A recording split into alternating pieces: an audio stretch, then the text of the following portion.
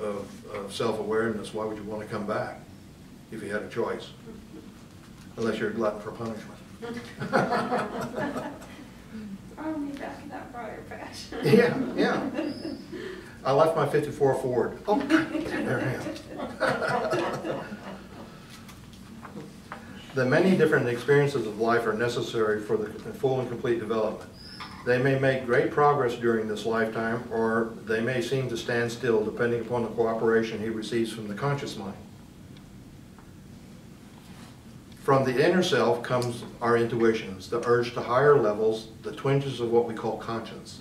As we recognize the divine within and await its guidance, life begins to expand and grow. The I am of each individual is their God quality, the spark of divinity which lifts them above a mere physical and mental being, giving them dominion over all substance and his creation. Thus life becomes a series of causes with their resulting effects. There is no such thing as chance. You know, so chance is just an expression of a law undefined. That's all it is. Fixed laws and principles operate with such exactitude that if we understand the law and fulfill it, we may know precisely what the result will be. The purpose of this course is to lead the student through their own efforts into a better understanding of universal law and help them to so unfold their higher consciousness that they will be assured of satisfactory results. If a certain kind of harvest is desired, the farmer sows the kind of seed from which a harvest can grow. So the first part of this course of lessons deals with the sowing of the seed, the latter part with the reaping of the grain. Whatever a man sows, that shall he also reap. One's desire to develop and unfold is sufficient guarantee that they have found within themselves all the potential powers requisite to this growth. In fact, the divinity in that individual is already active, or he could not have the desire to attain. Which is what we were saying, that in the pursuit of God, know that when you begin to search for God, God has already found you. Otherwise, you would not have that drive to find the Creator.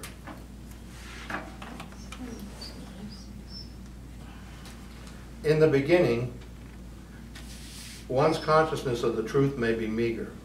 We all start off as students. Even though they may have some knowledge of these principles from an intelligent viewpoint. Therefore, much of our work lies in the development of the right consciousness with reference to the great laws of being which we are studying. Intellectual knowledge will not suffice.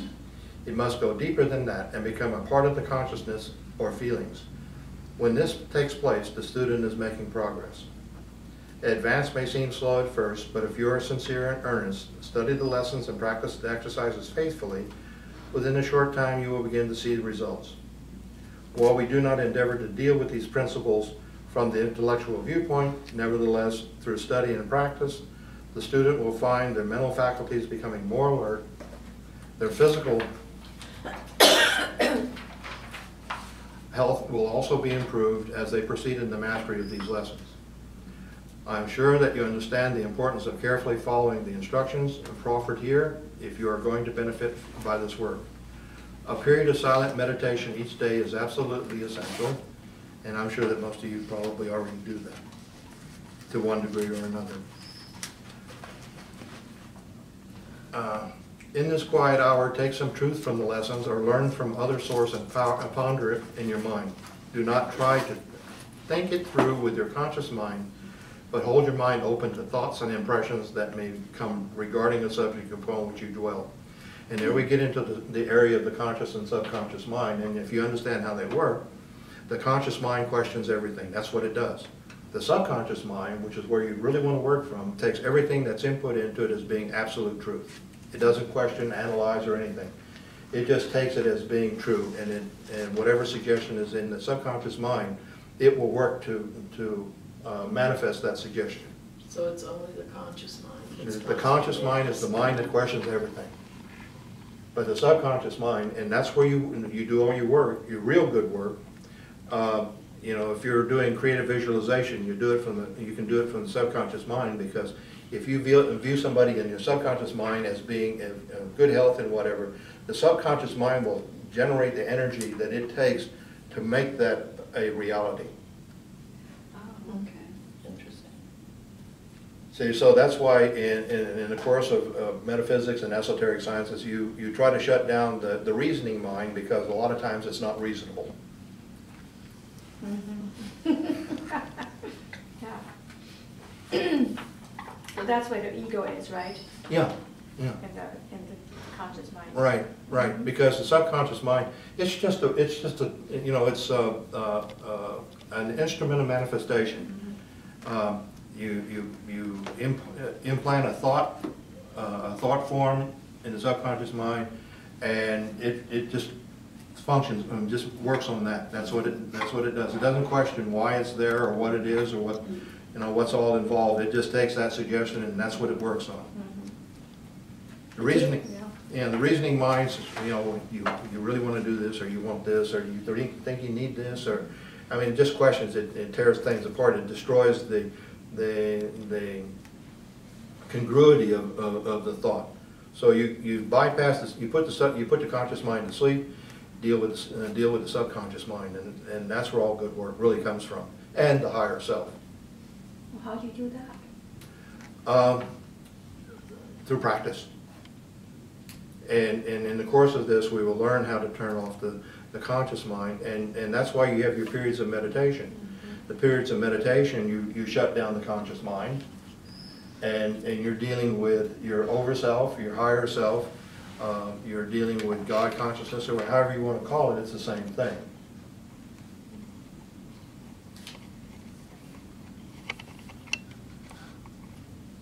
But moving on, the suggestions are sit on a straight chair, easily erect, not holding yourself tense, not allowing yourself to lounge. Cross your feet, hold your hands clasped lightly in your lap. You can make your statements of truth either aloud or to yourself, whichever way seems to gain you better results. People differ in this regard. You find that posture that's comfortable to you. There are, you know, people say, you know, you have to do this and you have to do that, and what works for them doesn't necessarily work for somebody else. So you find that which is comfortable for you.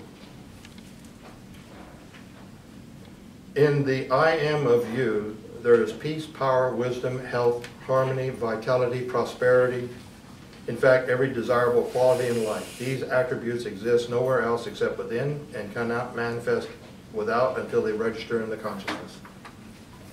When you realize how inclusive the I am is, thinking it over quietly to yourself will seem to draw you closer to the source of all life, God or universal mind, however you want to view that. It's the same thing. We don't want to get hung up on semantics.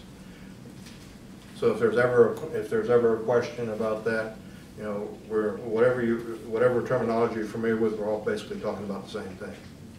It's something that is not of ourselves. It's of a higher part of what we're part of. There are many ways in which the statement can be used, but while you're studying this first lesson, I would like you to use it within the thought of peace, thinking of yourself as a part of infinite life in which the peace that passes all understanding. Make the statement, I am peaceful.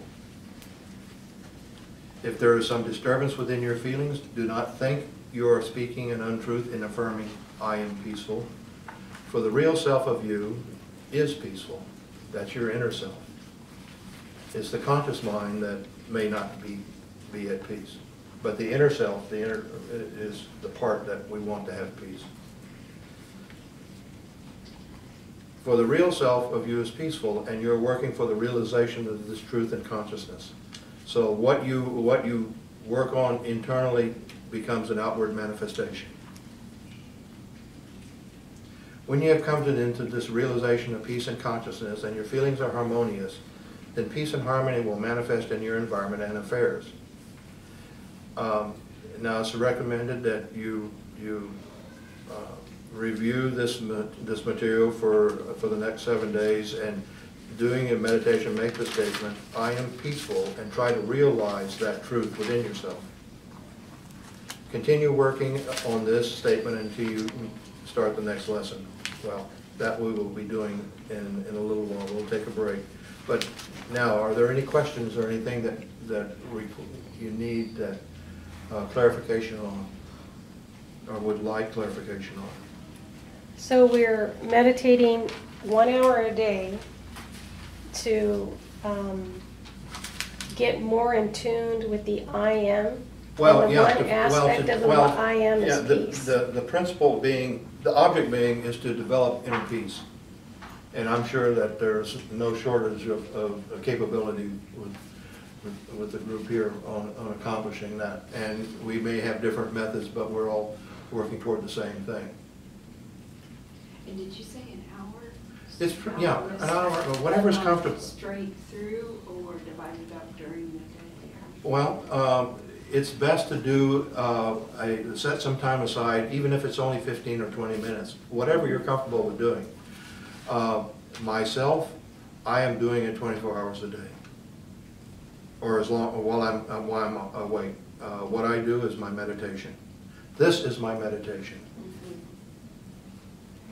So your life can be a meditation. Right, right. Okay, yeah, that's what I agree with you. Do you think it would be more beneficial to do 1 hour at one stretch or to do it more often for smaller amounts? Whatever you're comfortable with. Oh, okay. See, and I don't, that's why I don't like hard, fast rules that you have to do this and this and this way, and it won't work any other way. Because everybody's different. Everybody's different, and it works best if you tailor it to suit what you're comfortable with. I could never personally sit down at the start and do an hour a day dedicated to anything. That's good to know. Yeah, because I mean, you know, before long, consciousness sets in, and your mind starts wandering, and Right away. yeah, yeah, really. Generally, after a minute, it's move on. But like I say, I've been involved in esoterics and metaphysics for over 40 years, and at this point, I endeavor to make, I don't use the word try, I endeavor to make everything part of a meditation. And you know why you shouldn't use the word try? Yeah. Yeah, you do or you don't. Well, besides that, If you try Try it, it. you think you can fail maybe or something. right, so. if you say, I'm gonna try, what you're doing is Not sure. you're making an allowance for the possibility of failure.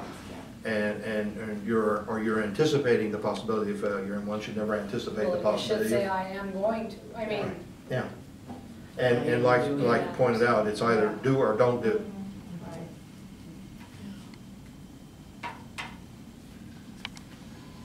Any more questions? Nikki, you look a little spacey there. nope, I don't have any questions. Okay.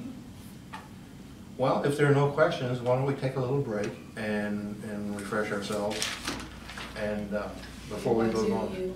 What's that? I said I knew you.